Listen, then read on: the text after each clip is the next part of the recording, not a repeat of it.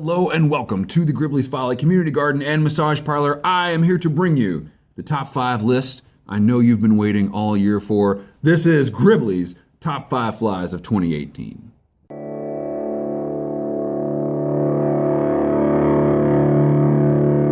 So, I am a Tenkara fisherman, so I'm likely fishing more specific waters than your average fly fisherman. And what I've discovered over the last 2 years of doing this is that certain flies work better than others. I just don't think that's a big surprise, but that a certain type of fly works best. And what I think I'm learning, I read somewhere that the road to mastery is paved with simplicity. And I love tying flies. I love having a whole bunch of flies. I love looking up new patterns and getting in that fever where you think that if you just tie this new pattern that requires some fancy material, you'll catch fish on your next trip. I love that. But I don't think the fish really care.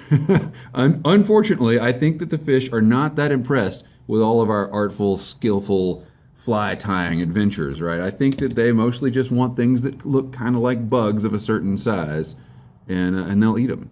Having said that, I think that it's important. I'm not a one fly guy. The Tenkara fishermen that go with the one fly approach, I have a lot of respect for them, and I think there's a lot to be said for it, actually. And I'll address that again, but I think it's important to have flies that can reliably hit different levels in the water column and can reliably mimic different, I don't know about mimic different insects, but mimic different colors of insects and respond differently to the way the light is. Don't really know a rhyme or reason to how I use these different flies. I kind of just go with what I feel in the moment. Sometimes it works and sometimes it doesn't. But what you'll see in this list is that there's quite a variety while also maintaining a certain simplicity in tying that keeps things super affordable. So let's get started. So I don't think anything on this list will be a big surprise to you if you've been following my fishing videos at all. But to give you an idea of how I choose my flies, one thing that is not on the list, unfortunately, it pains me to say it, one thing that is not on the list is the elk hair caddis. And the reason is, even though this fly is awesome, it works great, fish love it. It also floats really well, and therefore, if I'm fishing with a dropper, I'll often choose this fly. The reason that it's not on the list is because it requires expensive materials. The hackle is $20 a pack, and you can tie a million flies from that hackle, but this is the only fly that I use that hackle for. Elk hair is not that expensive, but again, I don't use elk hair for anything else on this list. So the elk hair caddis just doesn't make it, because the materials aren't cross-compatible with the other flies. So the first fly that will be on the list, no surprise to anybody, is the pheasant tail nymph, and this is how I tie it.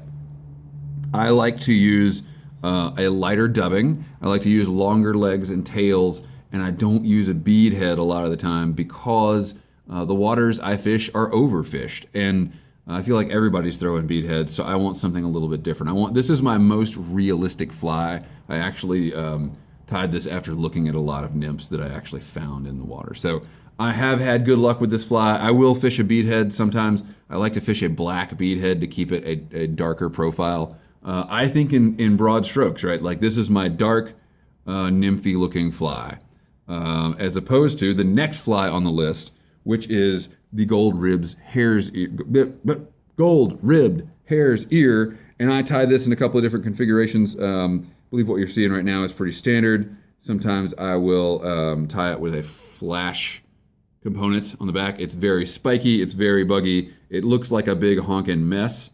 Sometimes I'll even put a soft hackle around the bead. And so this is my nymph that looks like a lighter nymph than the pheasant tail nymph. And these two flies together have made up probably 50% of my subsurface catches for 2018.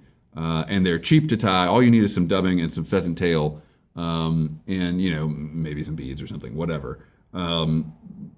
Basically, they're pennies a piece. Really good bang for the buck, and you can tie them both on the same hook. I like to use the Mustad Signature 3X Heavy. because it sinks better. So the next fly on the list is where things start to get a little wonky. This is a fly that I sort of came to at sort of as the fishing season was wearing on in 2018, and I was discovering that the top fly on the list, which we'll get to in a bit, of course, was more effective than anything else combined. And I wanted to see, because it looks so much like this pattern that I'm getting ready to mention, I wanted to see if this pattern would work. Also, I just had some random hooks laying around that I wasn't going to use for anything else. And so I tied up a bunch of Ishigaki Kabari. This is the only fly used by the famous Tenkara angler, Dr. Ishigaki. And I don't know his first name, probably couldn't pronounce it. And this literally consists of thread, a single feather, and a wire rib. And I like to use strung rooster hackle in furnace brown, I think is what this is, with this light olive, little bit glossy thread. And this fly is surprisingly effective. The first time I took it out, I caught 9 fish, like back to back. And I thought, well, that's got to be a fluke. Maybe they just stocked. But for the rest of the year, I noticed that this fly just pulled them in consistently. And it's so cheap. It's so easy to tie. You could about tie this on the riverbank without a vise, honestly. People do it. And you know, you can walk out into the water with a bunch of these in your hat and fish all day. I like to use a Daiichi 1110, I believe is the hook. It's a straight-eyed hook. And I don't like a down-angled eye on this type of fly because of the way the hackle sits on it. So, yeah, this was a surprise to me that this fly worked so well. And so look, that's the first 3. That brings us to number 2 on the list. And again, this was a big surprise. Something I discovered about halfway through the year, and something I will now never be without, and that is the killer bug. It looks like a tiny pink maggot, and that's basically what it's supposed to be. It's supposed to be a crane fly larva. So yeah, a maggot. All it is some yarn and some copper wire, pink thread, yarn and copper wire. Again, super cheap to tie. You can get a lifetime supply of this yarn for like $5, and this catches fish like no other subsurface fly. This blows the other 2 out of the water, even though they're great flies and they catch a lot of fish. If I'm having a bad day, I will put a killer bug on, and it has yet to disappoint me. I've never been in a situation where I was catching fish and I couldn't catch one on the killer bug. So again, super cheap, great value, pennies a piece, like probably less than 5, well, the cost of the hook. But other than that, probably less than a nickel a piece. So that brings us to the last and number 1 fly on the list. And this is, no one is going to be surprised. But before we get there, an honorable mention, and that would be the black helicopter. This is a fly that I designed to be as ugly and buggy. This is basically the woolly bugger of a Tenkara fly. Woolly bugger of Tenkara flies. Black beadhead. It is tied with Morit Shayla yarn from Jameson. And by the way, the killer bug is tied with oyster. And black beadhead and then soft hackle. This is like a tricked out Tenkara fly. And it is not as productive as some of the other flies on the list, I have noticed. But it's good to have, this is a little bit bigger, I tied it in a size 12. It's good to have a fly that can get down a little deeper. It's the heaviest fly on the list.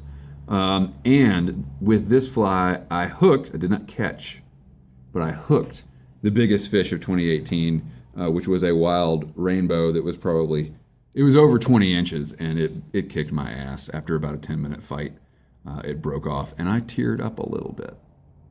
So, once again, before we get to the final fly, the 2 most disappointing flies of 2018 are worth a mention. I have never caught anything on this fly, which is a zebra midge. And I've tied them in a bunch of different configurations, a bunch of different sizes. The only times I've ever caught fish on this fly were literally like the day that the river was stocked. And other than that, it just doesn't perform for me. I know everybody else on the internet loves this fly. It's not for me. Don't know why. I wish it were because it's super simple and super cheap. The next fly that has been really disappointing this year, and I know it's a good fly, and I'm still going to tie them, but for trout in the waters I fish, the woolly bugger has let me down. I believe I caught 2 trout on a woolly bugger all year, maybe only 2 fish. I caught 1 trout, and I caught it on a black woolly bugger after a giant flood. The water looked like chocolate milk, and that's a case where a bigger fly with a lot of flash is going to be your friend. So my fly box contains 4 woolly buggers if I come across a situation like that. But other than that, the woolly buggers just didn't do it for me this year. I don't know why, because last year they were all over the place. Anyway, let's get to the number 1 fly of 2018, which was my personal favorite, the Red Wren Tenkara Adams. The Tenkara Adams design I learned from Jim Misura. I hope I'm pronouncing his name correctly, but he's got a great video on how to tie the Tenkara Adams. And I call it the Red Wren because I tie it with red thread, and I use a yarn called Wren from Jamison, Shetland Spindrift Wren is the name of the yarn. Hit me up if you ever want a link to that. And that's what I use for the body of the fly. And again, it's just this is actually a ginger strung rooster hackle for the wing / legs. And I make a little tail on it, so it more mimics. It's sort of like a generic Adams mayfly something or other like that. This fly catches fish like crazy. It's a dry fly, and it looks just like the Ishigaki Kabare, right? Except it's got a tail and a little more of a body. But the Ishigaki either floats in the film or is a subsurface fly. And it works great, but when you want to fish a dry, this is the one.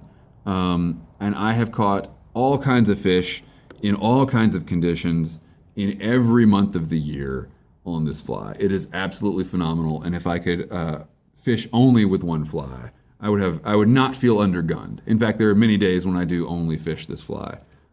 Usually I will fish this with a killer bug dropper. The killer bug doesn't weigh enough to pull this one under. If I was going to fish with a pheasant tail or a gold-ribbed hare's ear or a black helicopter, I would use an elk hair caddis because this one isn't quite as buoyant as a big elk hair battleship. But this fly is super cheap to tie. Again, I use those same Daiichi 1110 hooks because they've got the straight eye, and I feel like when you're twitching this across the surface, it's good to have that straight eye to sort of make the hackle work as it should. And yeah, I can't imagine ever finding a fly that I like more than this fly. Because it looks cool, it's super simple, it's super cheap, and it works like nothing else. So that's the list. I will say that this year I have learned not to spend a lot of money on fly tying materials because these flies on this list have been so productive for me, and 332 fish in 2018. And that's not to toot my own horn. I am not a good fisherman. I don't know what I'm doing out there, but if I can catch that many fish on these flies, then I think they're pretty good. Or the flies don't matter. It could be that too. It could be that the fish don't really care. There's some other factor at work that make them strike. We'll never know. And that's the beauty of all of this. Thank you for watching. Keep the ends out for the ties that bind.